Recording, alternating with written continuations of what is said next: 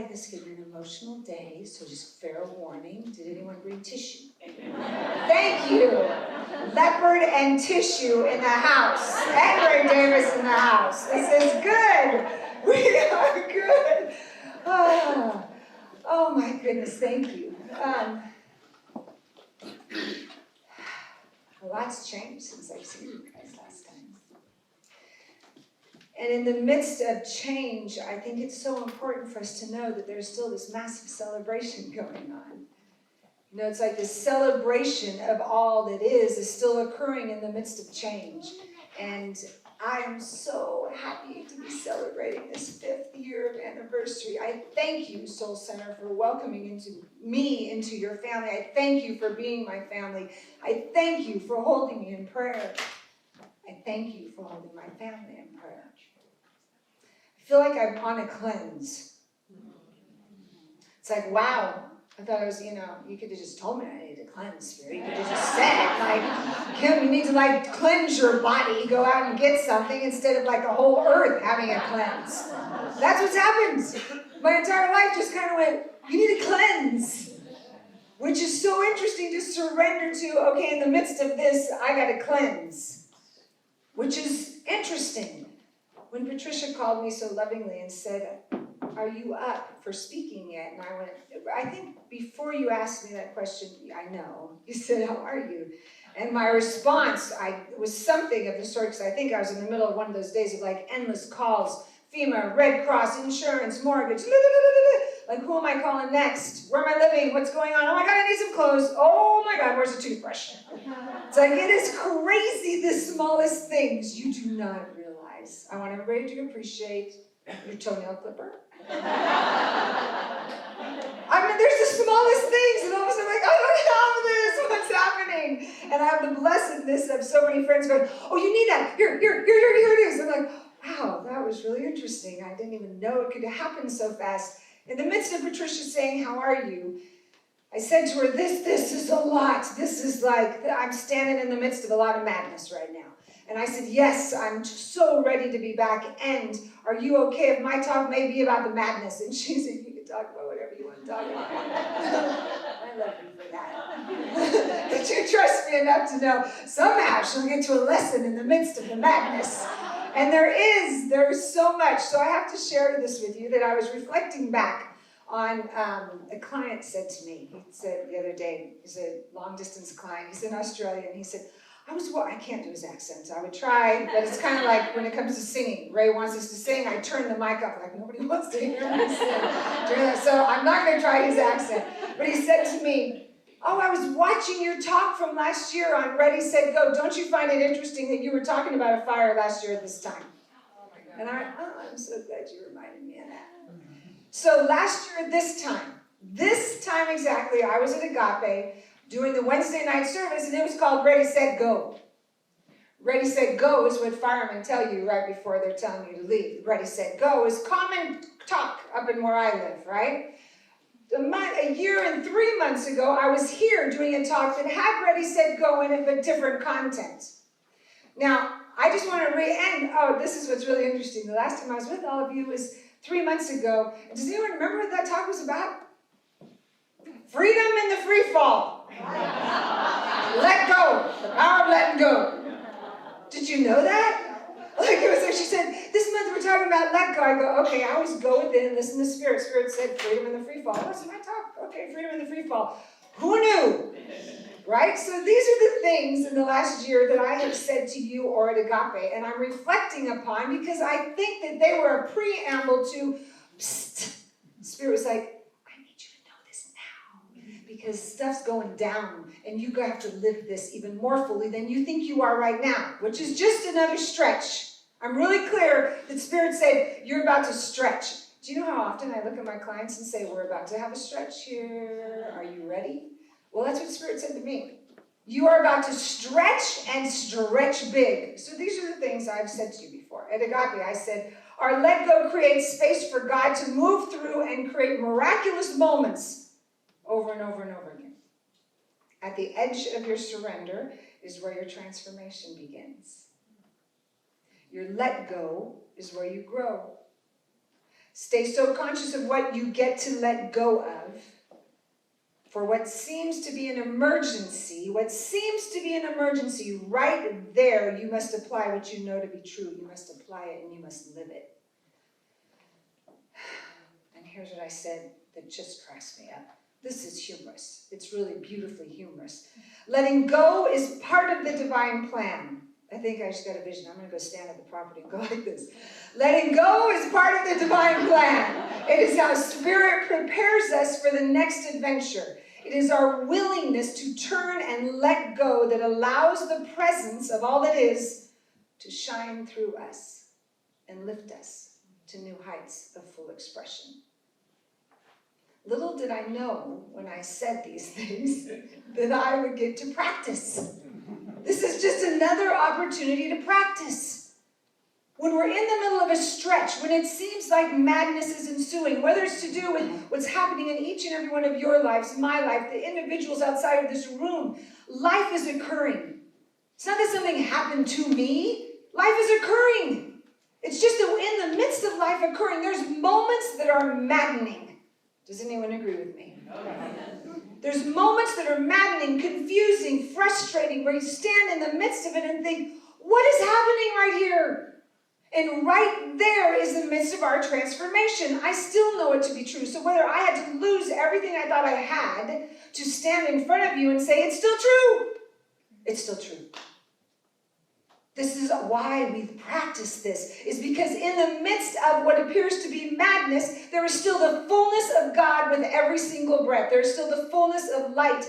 A client said to me, he looked at me and he had tears in his eyes. This was something I didn't anticipate, that I had more clients coming after and they had troubles in the session because they were so upset about the healings that understandably had taken place for them on that property. Who's been to my property before?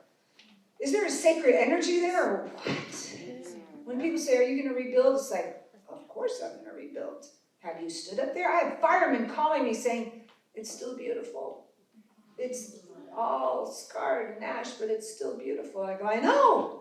It's amazing when you stand there. So my client said to me, he goes, how can you believe in prayer now? I'm sure you prayed. You've lost everything. You don't even have anything, any place to sleep, any clothes. And I looked at him and I go, how could I not? This is what this is for. I have been moved in life to stand in prayer in the midst of what appears to be madness. This is no time to doubt God. None. And I want us to remember that whatever issues are happening, it is not time to abandon our belief, our faith, our knowing in God, in the Almighty presence, when the you-know-what comes down. I'm sorry, I can't cuss. I did start cussing a little bit. I had a few people look at me and go, did you just say, I go, I did. I'm just giving myself space because what just happened? It's like I cussed a little, but I'm not going to do it here, so don't ask me. But when it comes down, you know that word. When it's all good and thick and mucky and ugly and dirty and things are coming out of your mouth that you wish weren't and things are coming at you that you wish weren't, that is no time for you to absolutely go, I'm going to let go because there is no God here. There is. Right in the midst. Why do you think this wonderful reading was about rising from the ash? Because in the midst of it is birth. Yes. In the midst of while we're crumbling down, something is being born. But when we open up and say, I'm so interested to see that. I want to see that in the midst of this. There are miracles occurring every moment. Can I share with you some of these miracles? Yeah. Because there are so many. That when Patricia said, how are you? And I said, it is maddening, but there's these miracles. My intention to share this with you is for you to grasp the miracles that are happening in your life right this moment that you may not have caught before we all gathered here. So please apply this to that place within you. It's like, wait a minute, I thought it was really bad, but yet there's miracles bubbling up that want you to see them in the midst of all that's challenging. Miracle number 1. My daughter wasn't home that night. I was by myself. Those of you who know me, I have 2 huge bull mastiffs. Me and 2 bull mastiffs. Car barely fits the dogs. It just fits. I bought a car that just fits the dogs. Nothing else. So, for some reason, she called and we were checking in and I said, honey, I feel like you're supposed to be here. Her father's house was in a danger zone as well. So she said, I'm coming home. So she and her boyfriend show up at 10 at night. Miracle number 1. We go to bed at midnight. I say, we're fine. It's way over there. We'll check in the morning. 2:15, she walks into my room. Mom, my phone is blowing up. We're supposed to, there's all these alerts. There are alerts. Westlake's being evacuated. My phone, not a peep. I never heard a peep. Whether it didn't go off in my phone, I have no clue. But if that little girl wasn't in the other room with her boyfriend, who knows? Because she was the wake-up call that said, we got to go. And so it was nice to get up and go, okay, honey, okay, let me read, let me look at your phone. Okay, you guys are right. But we have time. We're not running. We have time. And in that time, because they were there, I was able to say, can you just take this? Not much, but at least it was more than my room, the car, there was $2. So by the time we got just those few little items packed up, and she was feeling the angst of it was time to go, and I said, okay, honey, I need to walk through the house one more time. And she looked at me, she said, Mom, please, can we go? And I said, you go, and I will, you guys are going opposite direction than I am. I'll be down. And she said, I can't leave with you here. And I said, so I'll let you know as soon as I get to the bottom of the hill. I'm fine. I just need to walk through the house. Mind you, there's not one cell in me that thought that house wouldn't be standing when I came home. I wasn't walking through to say goodbye. I was walking through to bless it. All I wanted to do was bless every room and every nook and cranny and every piece of just life. This was life that existed here. And I went through every room and blessed it. Got to my office, and I stood there and went, don't know why I asked this, because I really didn't think that house was going down. I went, what books could I not live without? Don't know why I asked that. Reached up, grabbed 2 books. Now, those of you who also know me know I have a massive library. Now, interjection, this is the first time speaking in my entire life that I have not had my entire library. Years of studies. I've been with Reverend Michael for 30 years. I have massive notes. I had massive notes. So I'm standing there. I pull out 2 books. I brought them today to share with you. This is like show and tell, right? I have 2 books. Now, this was Reverend Michael's favorite part. He called and he goes, are you okay? I'm right here. And I go, well, I've got 2 books. And I go, and it was yours. And he goes, oh, I love that you got my book. So, spiritual liberation, because I teach it, right? And this thing called you. Look how old this book is. You know how many years I've had this book? But there's notes, these books I have lived in. Got 2 books. Then I happened to look above the books. This was the next miracle. The shelf above the books is where I happen to store 20 years of journals. All the notes to my children. I literally went, oh, I might need those. Scooped them up, threw them in a bag. Those fit in the car with the dots. 2 books and a stack of journals fit in the car, but I have journals.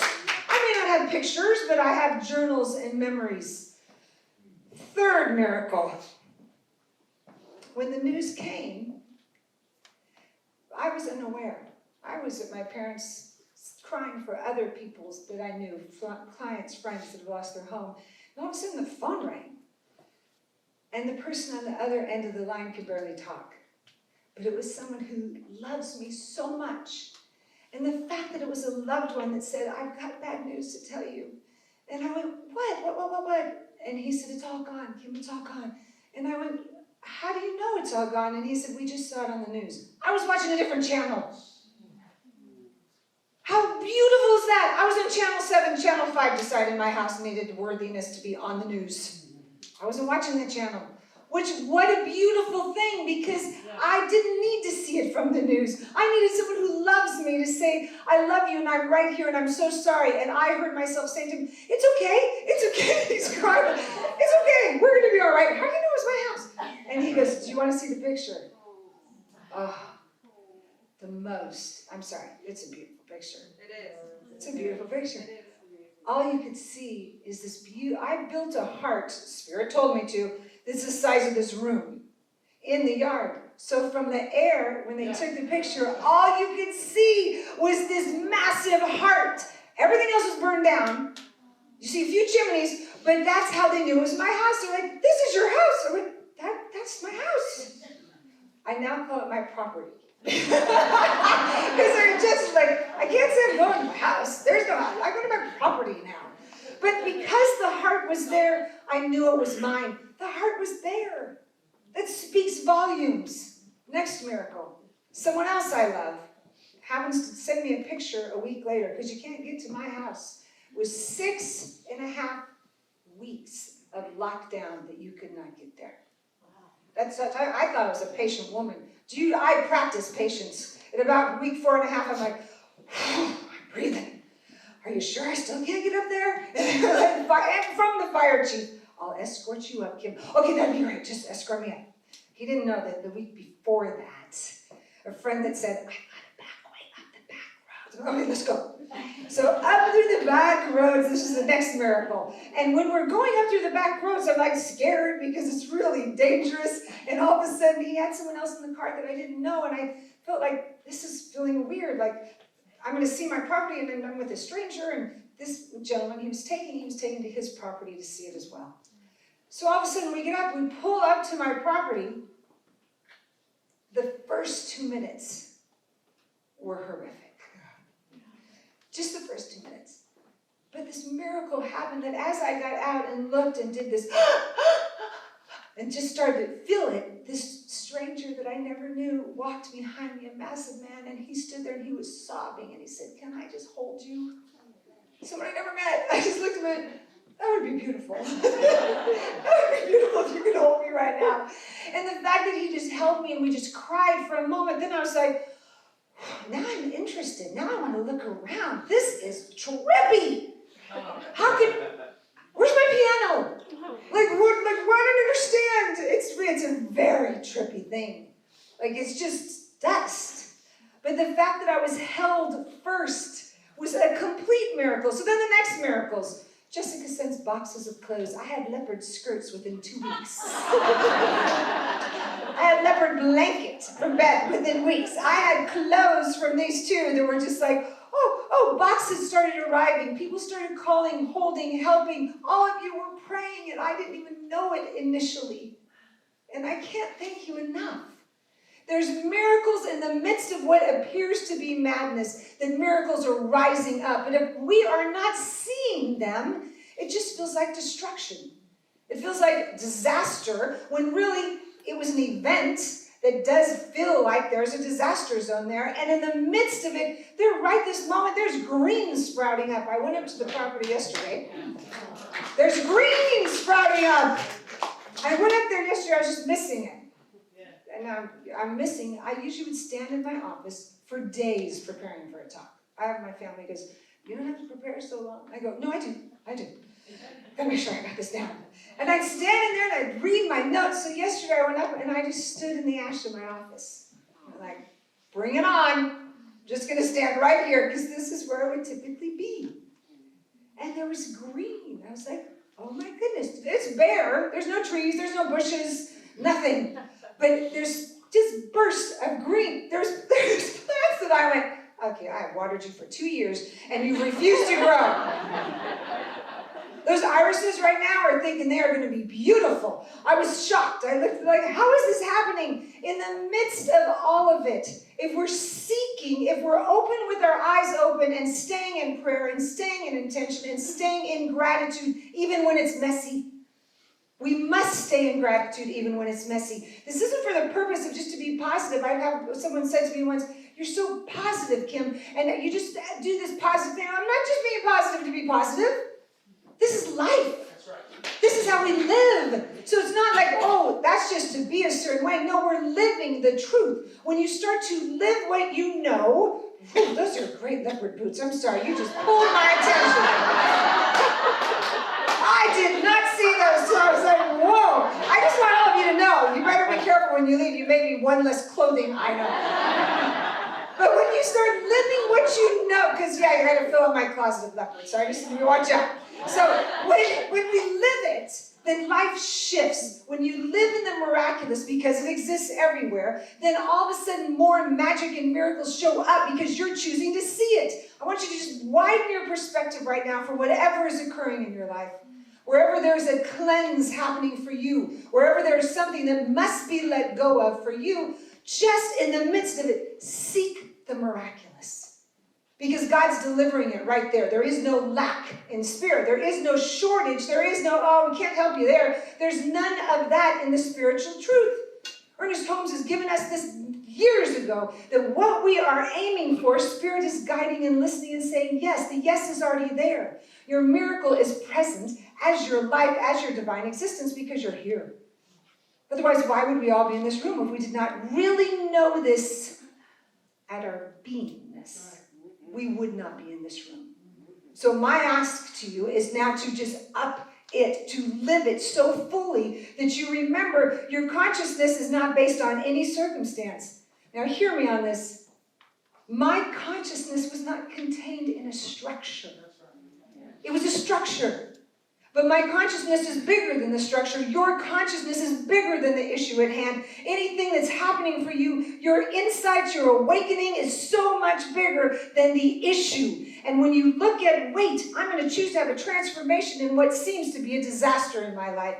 Whether it's health, car accident, financial, upset, whatever it is, I'm inviting you to pray yourself right through the center of that, because that is aiming for your miracle. That wants to birth within you the magic that's already within your soul, because you came in with it. If you would have told me a year ago, you're going to be going through this, but you'll have the tools to deal with it, I would have went, okay, really?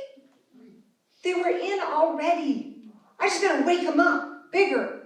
So when it seems like it's too much, I get to pray myself through it. When I'm on the phone with someone who's saying, don't think we're going to be able to help you there. I don't know if we're going to be able to do that. I get to rise up, thank you, and say, wait a minute, no, I think there's something else we still have to discover. Who else do I need to talk to? Because this gets to be resolved. That's right. Because I'm building a home, and all of you are going to be there. And there's going to be a retreat center that's even, this is funny. Do you know what my intention was last year? Do you remember?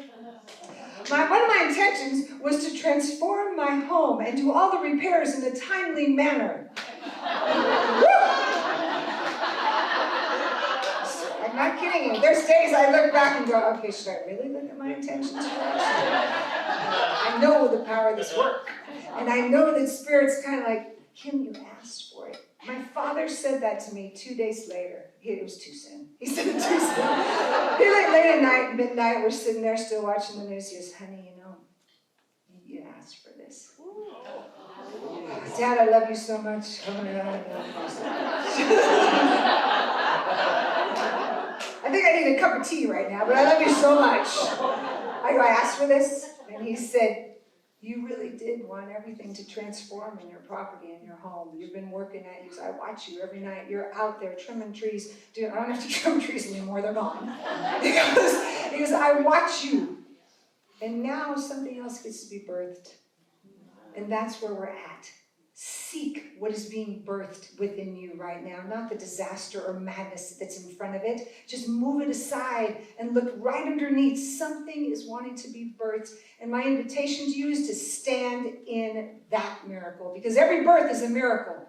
Even when it's painful, it's still a miracle. Yes? Yes. Brilliant. I'm so grateful to be here with all of you. I will pray us out. Enough for holding me. I cannot express to you enough words of how much it means to me that all of you held my family. And I welcome you back. It may take me a while, but we'll be there. All right, let us just say a good, sweet prayer right in this moment to remember who we are. In the goodness and greatness of remembering always that the God is I am presence is in overflow. Always in overflow. It is sweet to lean in and allow that overflow to have its way this day. To know that the miraculous is occurring in the midst of whatever is happening in life. The miraculous is rising up through each and every individual sitting right here and those beyond these walls that are hearing these words. The miraculous is rising up to be seen, to be understood, to be lived more fully, more to the highest vision of Spirit that's bigger than any circumstance that we're moving through. So I bless that. I bless the miracles and the magic that are birthed right now this day within each and every individual here. I bless that their secret prayers of their soul for all that they are wishing for, that is being heard, and it is rising up through the sunshine and the ashes and the breeze. The life is being birthed today. I bless this beautiful soul center, and I accept and know that it continues to grow in beautiful ways and touch hearts everywhere. How grateful I am for the yes of each and every one of us. How sweet it is to know our yes is being multiplied and life is magnificent. We stay strong in celebration, rebirth, and transformation. And in joy we march on. How grateful I am to let it be and trust the journey of this word. I let go, for I trust Spirit so much. There is nothing to hold on to right now. I just truly let go. And so it is. Amen. Amen. I love you all. Thank you.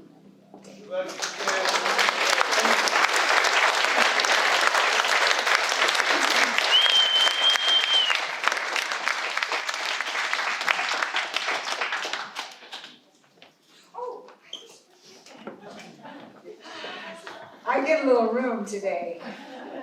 Can I please have the ushers come forward? Hi, children. Thank you for your patience. Hi.